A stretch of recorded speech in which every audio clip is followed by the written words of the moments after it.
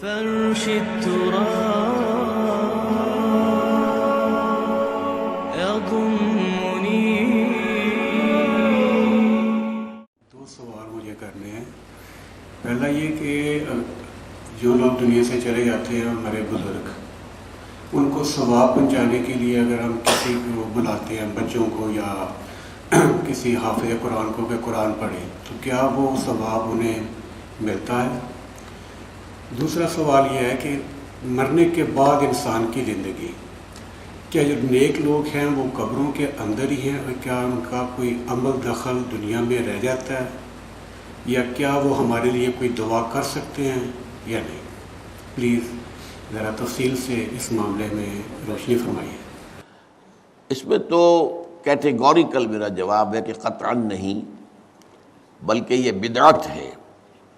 یعنی یہ بجائے آپ کو کوئی ثواب دلانے کے الٹا جو ہے آپ پر گرفت ہو جائے گی. ایسی کوئی چیز صحابہ سے ثابت نہیں ہے، اور ہمارا دین وہی ہے، ما انا علیہ واصحابی. رسول نے فرمایا جس چیز پر میرا عمل ہے اور میرے صحابہ کا ہے، دین تو اصل میں وہی ہے. جہاں تک ایصال ثواب کا تعلق ہے، اس میں ہمارے ہاں ذرا کافی مختلف آراء موجود ہیں. مجھے اس رائے سے اتفاق ہے کہ مالی اگر کوئی عبادت ہے اس کا ثواب آپ اپنے کسی فوت شدہ بزرگ کو منتقل کر سکتے ہیں. مطلب آپ نے کسی بیوہ کی کوئی مدد کی ہے، کسی یتیم کی کوئی مدد کی ہے، کسی دینی کام میں پیسہ لگایا ہے، کوئی صدقہ جاریہ شروع کیا ہے خدمت خلق کے لیے وغیرہ وغیرہ، تو اس کی تو جو ہے اس کے ثواب کو منتقل کیا جا سکتا ہے کہ اللہ اس کا ثواب میرے والد یا میری والدہ کے وہ کو پہنچا دے. جسمانی نہیں. آپ نماز پڑھ کے کہیں اس کا ثواب، یا روزہ رکھ کر کہیں کہ اس کا ثواب، یا یہ کہ آپ قرآن پڑھ کر کہیں، یہ آپ ہی کو ثواب ہوگا. آپ خود پڑھیں گے آپ کو ثواب ہوگا. البتہ ایسے تمام افعال کے بعد جب آپ اللہ سے دعا کریں گے، یہ نہیں کہیں گے کہ میرے اس فعل کا ثواب منتقل کر دے، اے اللہ میرے والدین کی مغفرت فرما. تو یہ کوئی نیک کام کرنے کے بعد جو ہے اس دعا کی تاثیر جو ہے وہ بڑھ جاتی ہے. بس اس پہلو میں انڈائریکٹلی اس کا ایک تعلق بن جائے گا، ورنہ یہ کہ وہ اس طریقے سے بچوں کو بلانا اور پڑھانا اور یہ جو ہے سوئم میں کرنا اور قرآن خوانی کی محفلیں، یہ سب بدعات ہیں، اور یہ در حقیقت دین میں اضافے ہیں، اور ان کی کوئی حقیقت نہیں ہے. دیکھیے، انسانی زندگی کے یہ 3 دور ہیں. حیات دنیاوی جو ہماری پیدائش سے شروع ہو کر اور ہماری موت پر ختم ہو جائے، پھر حیات برزخی موت سے لے کر قیامت کے دن تک، اور پھر حیات اخروی ہے قیامت میں ریزریکشن کے بعد سے وہ زندگی جو ہے جو جنت یا دوزخ کی ہے. اس میں ان دونوں زندگیوں کے بارے میں تفصیل سے کوئی بات کرنا بالکل غلط ہے، اور اس سے فتنے پیدا ہوتے ہیں. ظاہر بات ہے کہ قبر، جسم تو قبر میں رہتا ہے، اس میں تو کوئی شک ہی نہیں ہے. روح کہاں جاتی ہے؟ کیا وہ بھی قبر ہی میں رہتی ہے یا کہیں اور چلی جاتی ہے؟ قرآن مجید میں سجین اور اعلیٰ علیین کا ذکر موجود ہے، لیکن یہ تمام چیزیں متشابہات میں سے ہیں. یہ تمام چیزیں قرآن مجید میں سورہ آل عمران کے شروع میں بیان کیا گیا ہے کہ ہم نے یہ کتاب اتاری ہے، اس میں کچھ آیات محکمات ہیں، کچھ متشابہات ہیں. وہ متشابہات کا ایگزیکٹ مفہوم جاننا اس وقت ہمارے لیے ممکن نہیں ہے. یہ تو جب اس عالم میں ہم پہنچیں گے تو معلوم ہوگا کہ ہاں یہ بات تھی کہ جو قرآن مجید میں اس طور سے کہی گئی تھی. لیکن یہ کہ اس وقت جو ہے جتنا کچھ ہمیں حدیث صحیح میں مل جائے یا قرآن میں مل جائے، اس عالم برزخ میں بھی یہ تو ہوتا ہے کہ جو نیک لوگ ہیں انہیں کچھ نہ کچھ جو ہے اثرات اچھے ان پر پڑتے رہتے ہیں، ان کی ارواح پر کہہ لیجئے، اور کچھ جو برے ہیں ان کے اوپر جو آخری انجام ہونا ہے اس کی کچھ ریفلیکشن ہوتی رہتی ہے، جس کو حدیث میں کہا گیا ہے کہ ہر قبر جو ہے وہ یا تو جنت کے باغیچوں میں سے ایک باغیچہ ہے یا دوزخ کے گڑھوں میں سے ایک گڑھا ہے. یا کہیں کہہ دیا جاتا ہے کہ کھڑکی کھول دی جاتی ہے اس میں، یا جنت کی طرف سے ٹھنڈی ہوائیں آئیں، خوشبوئیں آئیں، اور یا دوزخ کی طرف سے کہ آگ کی لپٹ آئے.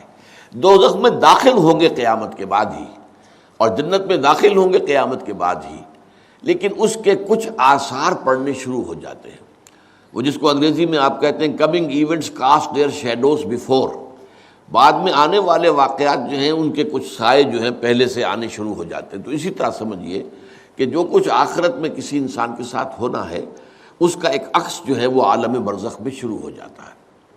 اسی لیے قرآن مجید میں یہ بھی آیا ہے کہ یہ جو آل فرعون تھے یہ صبح و شام جہنم پر پیش کیے جاتے ہیں، اور قیامت کے دن پھر کہہ دیا جائے گا ادخلوا آل فرعون النار، ان کو داخل کر دو آگ کے اندر۔ تو یہ اس حد تک، باقی یہ ہے کہ تفصیل میں جانا، ہاں ایک رائے ہے، یہ شاہ ولی اللہ دہلوی رحمۃ اللہ علیہ کی ہے، اگر ان کی رائے نہ ہوتی تو میں اسے بیان بھی نہ کرتا، لیکن یہ کہ وہ ایک بہت بڑے محدث اور بہت مفکر اور دین کے فلسفے سے بہت بڑے واقف انسان تھے۔ انہوں نے کہا کہ جو اولیاء اللہ ہوتے ہیں، اللہ کے نیک بندے، اللہ کے بندے، ان کے انتقال کے بعد ان کی روحوں کو بھی اللہ فرشتوں کے طبقہ اسفل میں شامل کر دیتا ہے۔ یہ فرشتے ہیں نا، اس وقت بھی موجود ہیں۔ ابھی شاید اگلے ہی جمعے میں وہ حدیث جو ہے اس کا بیان آئے گا کہ جب بھی کسی گھر میں، اللہ کے گھر میں کچھ لوگ اس لیے جمع ہوں کہ اللہ کی کتاب پڑھیں اور سمجھیں اور سمجھائیں، تو ان کے اوپر فرشتے گھیرا ان کا ڈال لیتے ہیں، اور ان پر اللہ کی طرف سے سکینت نازل ہوتی ہے اور رحمت نازل ہوتی ہے، اور اللہ ان کا ذکر کرتا ہے فرشتوں کے پاس، دیکھو میرے بندے، تم کہتے تھے یہ فساد مچائے گا، دیکھو یہ بھی تو ہے نا جو میرے کلام کو پڑھنے کے لیے میرے گھر میں جمع ہیں۔ تو فرشتے ہیں موجود، ہم میں سے ہر ایک کے ساتھ 2 فرشتے موجود ہیں۔ تو یہ فرشتہ اسفل ہے، سب سے نیچے، جو دنیا کے کاروبار کو چلانے میں اللہ تعالیٰ کے سول سرونٹس ہیں، پھر اس سے اوپر کے فرشتے ہیں، اس سے اور اوپر کے فرشتے ہیں، پھر مقربین ہیں جو اللہ تعالیٰ کے قریب ترین فرشتے ہیں۔ لیکن یہ کہ ملائکہ کے طبقہ اسفل میں شامل کر لیتے ہیں تاکہ جو کام اللہ تعالیٰ ملائکہ سے لیتا ہے وہ ان سے بھی لینے شروع کر دیتا ہے۔ لیکن ہمیں یہ اجازت نہیں ہے کہ ہم فرشتوں کو پکار کر کہیں کہ اے فرشتے، اے جبریل، اے میکائیل، یا فلاں، اے منکر، جو یا میرے جو ہے کرامن کاتبین، میرا یہ کام کر دو۔ نہیں، یہ شرک ہو جائے گا۔ اسی طرح ہو سکتا ہے کہ انبیاء کی ارواح جو ہے وہ بھی اللہ تعالیٰ نے شامل کی ہوئی اس لشکر کے اندر، وہ کام کر رہے ہوں اور وہ اللہ تعالیٰ کے حکم سے مختلف معاملات جو ایگزیکیوٹ کرتے ہوں، لیکن ہم کسی کو پکار نہیں سکتے۔